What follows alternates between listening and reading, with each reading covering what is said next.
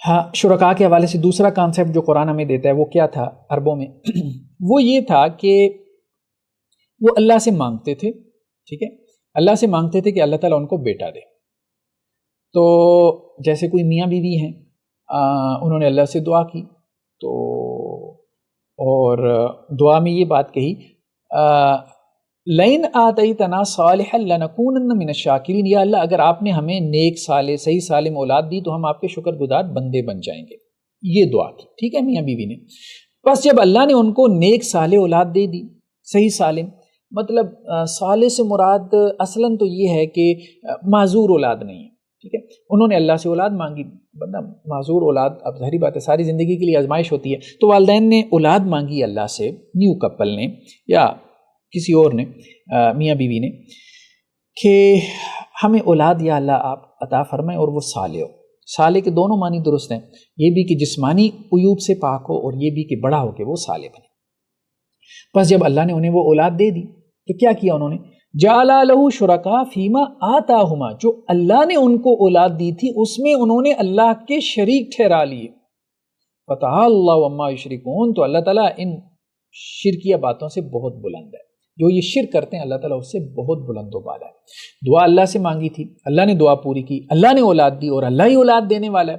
قرآن میں جو ہے وہ سورہ شورہ میں بھی یہی ہے کہ اللہ ہی ہے جو بیٹے دیتا ہے، اللہ ہی ہے جو بیٹیاں دیتا ہے. او یزوجہم ذکرانا و اناثا، جن کو چاہتا ہے جو ہے وہ دونوں دے دیتا ہے، جن کو چاہتا ہے صرف بیٹے دیتا ہے، جن کو چاہتا ہے صرف بیٹیاں دیتا ہے، جن کو چاہتا ہے اللہ تعالیٰ بانج بنا دیتا ہے. تو یہ اللہ تعالیٰ ہی ہے. اور یہاں پہ فرمایا کہ اللہ سے دعا کی انہوں نے اولاد کی، صالح اولاد کی، اللہ نے صالح اولاد دے دی. جب اللہ نے دے دی تو اب اللہ کے ساتھ شریک ٹھہرانے لگے.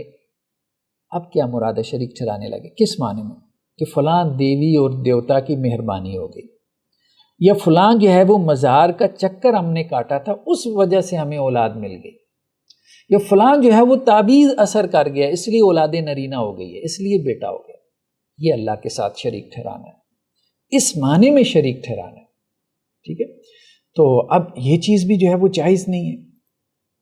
اب دیکھیں کہ اللہ دتا نام رکھ لیں، بہت اچھا نام ہے اللہ دتا، یعنی اللہ نے دیا، ٹھیک ہے. جب اولاد ہو گئی اللہ دتا، اللہ نے دیا.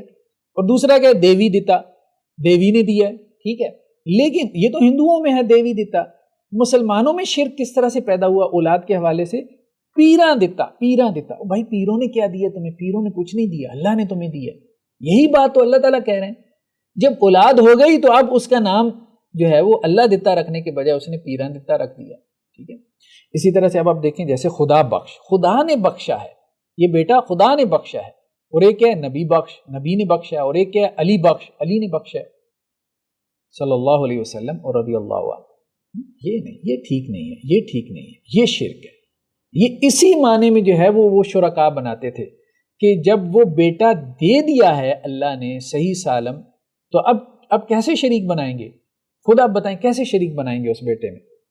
وہ تو چلیں انہوں نے پہلے مانگا ہوتا تو آپ کہتے بتوں سے کہ انہوں نے شریک بنا لیا. یہ تو اللہ تعالیٰ کہہ رہے ہیں جب بیٹا دے دیا تو پھر انہوں نے شریک بنا لیا. جب بیٹا پیدا ہو گیا پھر اس بیٹے میں انہوں نے جو ہے وہ اللہ کے شریک بنا لیے. کیسے؟ نام اس کا ایسا رکھ دیا کہ جیسے یہ اللہ کی مہربانی نہیں بلکہ پیر صاحب کی مہربانی ہوئی ہے، یا فلاں نبی یا فلاں ولی کی مہربانی سے ملا ہے. اسی طرح جیسے دیکھیں غلام اللہ، اللہ کا غلام، غلام نبی غلام حسین، ٹھیک ہے. عبداللہ اللہ کا بندہ، عبد النبی نبی کا بندہ. اور وہاں کیا تھا دور جاہلیت میں؟ عبد العزا، عزا ایک بت کا نام تھا، عزا کا بندہ. اللہ کے وسلم نے فرمایا سب سے پیارا نام عبداللہ ہے. اللہ نے بیٹا دیا، اللہ کی طرف اس کی نام کی نسبت رکھو. عبد الرحمن، یہ کیا کہ وہ عبد العزا رکھتے تھے اور اب عبد النبی رکھ دیا جاتا ہے. تو یہ نام درست نہیں ہے اس طرح سے جو ہے نا وہ رکھنا کہ جس سے جو ہے وہ شرک کی بو آتی ہو، شرک کی، ٹھیک ہے. تو عبداللہ رکھیں.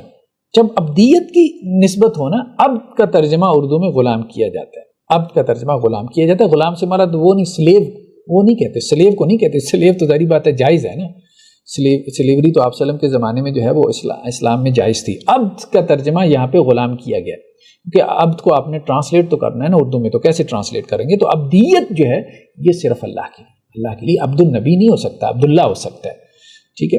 تو اسی طرح سے غلام مرتضیٰ، غلام مصطفیٰ، جب یہ نام رکھے جاتے ہیں تو اس میں عبدیت مراد ہوتی ہے. یہ عبد کا ترجمہ ہے. تو ابدیت مراد ہو تو پھر جو ہے یہ درست نہیں ہے، یہ نام تبدیل کرنے چاہیے. لیکن اگر اس سے مراد مطلب سلیوری ہے کہ میں خادم ہوں، ٹھیک ہے، اس معنی میں کوئی حرج نہیں، اس معنی میں نام رکھنے میں کوئی حرج بھی نہیں. یہ ہمارے سامنے جامعہ بنوری ٹاؤن کا جو ہے وہ فتویٰ ہے کہ اس میں سوال یہ کیا گیا کہ عبد النبی نام رکھنے کا حکم کیا ہے. تو یہ کہتے ہیں کہ جی اللہ کے پسندیدہ نام عبداللہ اور عبد الرحمن ہے. ٹھیک ہے، تو دراصل اللہ تعالیٰ کو اپنے بندوں کی طرف سے ابدیت کا اظہار پسند ہے، اور ان ناموں کے ذریعے اظہار ابدیت علی وجہ الکمال ہوتا ہے. اسی وجہ سے اللہ کے علاوہ کسی اور نام کی طرف عبد کی اضافت کر کے نام رکھنا جائز نہیں ہے. مثلا عبد الرسول، عبد النبی، عبد الحسین، عبد المصطفیٰ، عبد الحجر وغیرہ، یہ ٹھیک نہیں ہے. اگر اس میں عبد سے مراد بندہ ہو تو یہ نام شرکیہ ہوں گے، اور اگر تعویل کی جائے کہ عبد سے خادم وغیرہ مراد ہو تب بھی شبہ تو موجود ہے، لہٰذا عبد النبی نام رکھنا درست نہیں ہے. اس کو تبدیل کر کے انبیاء کرام علیہ الصلاۃ والسلام یا صحابہ یا نیک مسلمان مردوں کے ناموں پر نام رکھے جائیں، یا ایسا نام رکھے جائیں جس کے معنی اچھے ہوں.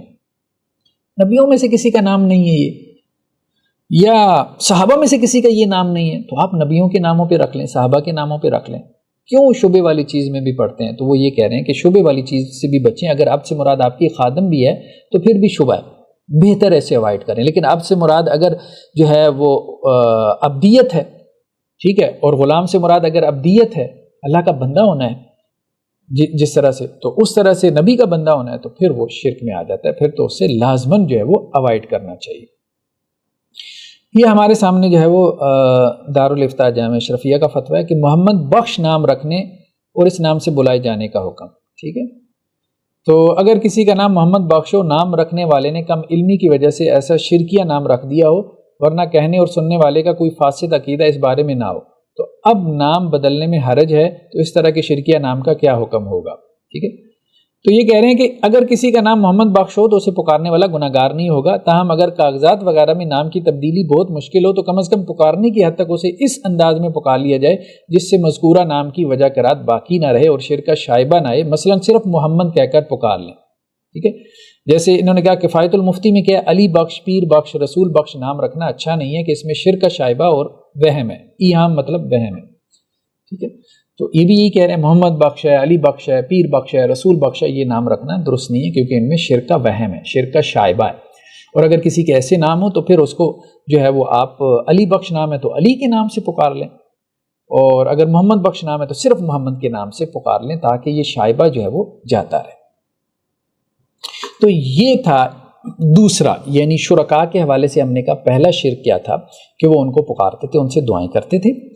اور دوسرا کیا تھا کہ شرکاء کے ناموں پہ، یعنی جن سے وہ دعائیں کر رہے تھے یا ان سے اگر دعائیں نہیں بھی کی تو جب کچھ مل گیا اللہ کی طرف سے ملا ہے، حالانکہ جیسے اولاد مل گئی یا کوئی رزق میں برکت آ گئی یا کوئی کاروبار میں ترقی ہو گئی یا کوئی جاب اور ملازمت مل گئی، تو اب اس کی نسبت جو ہے وہ انہوں نے اپنے شرکاء کی طرف کرنا شروع کر دی. کیسے؟ جیسے اگر اولاد ہوئی تو اولاد کا نام جو ہے وہ شرکاء کے نام پہ رکھ دیا. ٹھیک ہے، اس دور میں عبد العزیٰ رکھا جاتا تھا اور آج جو ہے وہ عبد المسیح، جیسے کرسچین میں عبد المسیح، مسیح کا بندہ، بالکل غلط ہے. اسی طرح عبد النبی اور عبد علی، عبد الحسین، یہ سارے نام جو ہے وہ درست نہیں ہیں. اور ایسی جیسے پیر بخش، پیروں نے بخشا ہے، خدا بخش رکھیں، پیر بخش یا نبی بخش یا حسین بخش نام رکھنا یہ درست نہیں ہے، یہ جائز نہیں ہے، یہ شرک میں آ جاتا ہے. یہ گویا کہ شرکاء بنانے والی بات ہے، کیونکہ آپ کا پیچھے عقیدہ ہے تبھی تو ناموں کی کوئی کمی تو نہیں ہے. صحابہ کے نام رکھ لیں، کوئی کسی بھی صحابی کا، اسی طرح جو ہے وہ آپ نام رکھ لیں، رسولوں کے ناموں میں سے کوئی نام رکھ لیں. ضرور ایسے نام کی طرف جانا ہے آپ نے.